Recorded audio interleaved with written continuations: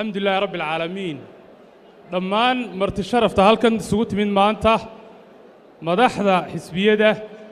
madaxda dawladda marti sharafta iyo abwaanada dhammaantiin qof kasto halkan jooga taytalkiisa ku salaamaya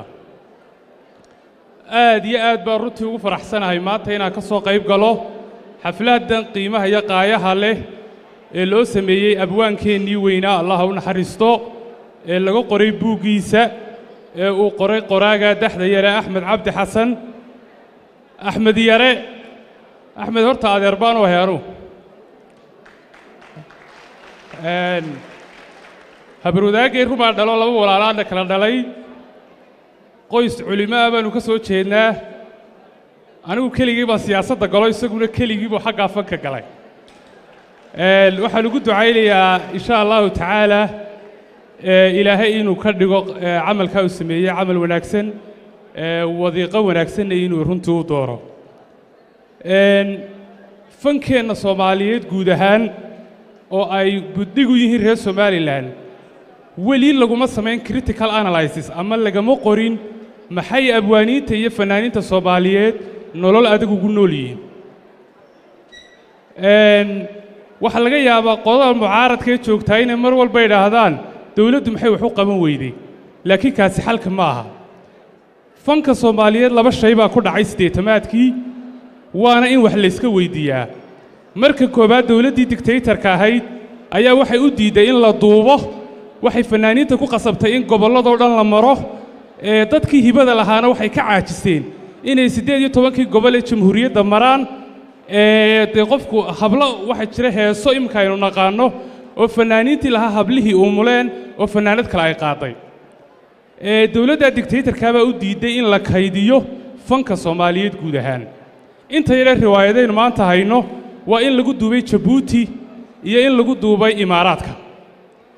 midda labaad ku dhacay waxa weeye wali waxaynaan helin xeerka la yiraahdo copyright-ka ama in loo ilaaliyo qofka curintiisa in loo ilaaliyo waxa wax ku soo bartay anigu waddanka India nin musician oo la yiraahdo A.R. Rahman music yaro ay shirkadda telefoonadu ka iibsatay waxay ka siisatay sanadkii $135,000 waa hal music waxaynu u baahanahay abwaaniinteena iyo dhaqankeena in loo sameeyo xeer ilaaliya curintooda oo aan studio walba iska duuban aan shirkad walba iska qaadan ee loo ilaaliyo intaas nolol ugu filan oo u noqonaysa xal joogto ah walaalkay barqadna waxa leeyahay baarlamaankii waa maanta lagu doortay wixii sacab lagu soo tumay waa lagu soo tumay waxa loo baahayay xeerkii ilaalin la fanaaniinta iyo abwaaniinta inaad samayso laga doonay wasaaradda dhaqanka iyo wacyigelinta iyo warfaafintu intay fanaan mushahar siiso ilaahay u baa og laakiin fanaaniinta loogama badin karayo mushaharka shaqaaluhu dawladdu qaataan oo hooseeya loogama badin karayo xisbi walo halkan yimaadaana wuxuu ku qasbay waaqica maanta aanu ku noolahay inuu ku noolaado markaad mucaaradka tahay waxa doonto waa iska oran kartaa laakiin waaqica aanu ku noolay dawlad ahaan ayaad ku noolaa doontaa markaad halka timaado qolada rajada leh ee lagu soo yeeray dhaweena la tartamaysa in kastoo ka badin doono waxaana yiraahdaan laakiin u ciido 4% ayuu saaxiibka Yuusuf Kaysa yiri u ciid baa qabad dootee horta idinku wadarta codadka xumaaday soo dhaafa 4% baa tiiray idinku horta halka soo dhaafa waxaan halkan aad iyo aad uga salaamaya gudoomiye Cabdiraxmaan Maxamed Cabdilaahi gudoomiyaha xisbiga wadani barqad baa yiri hal loo istaago hal loo sacbiyo gudoomiyuhu kursigu u baahay sacab uma baahnee annagu muusabixi kursiga la saarnay hadaan nahay dhalinyarada kulmiye waxa ku leeyahay barqado mar labaad hal ku Cabdiraxmaan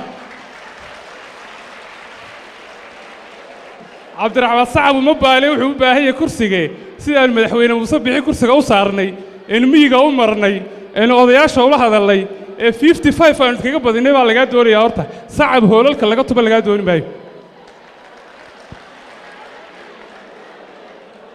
waxaanu leenahay xafladda tan oo kale ma yahay in siyaasiyiintu isku qabsadaan garoomadii aanu ku tartami jirnayna way yaalaan annagu haddaan xisbiga kulmiyanahay xisbiga iska bahaysateen baan nahay ee ka baqalaysaa labada isku raacdeen wali waanu idin sugaynaa awoodii dawladda loo haynaa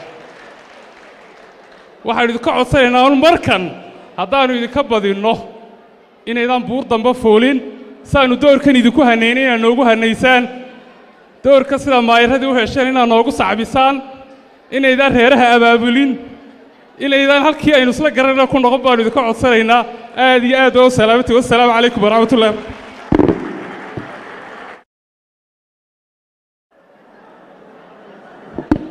ومهدسي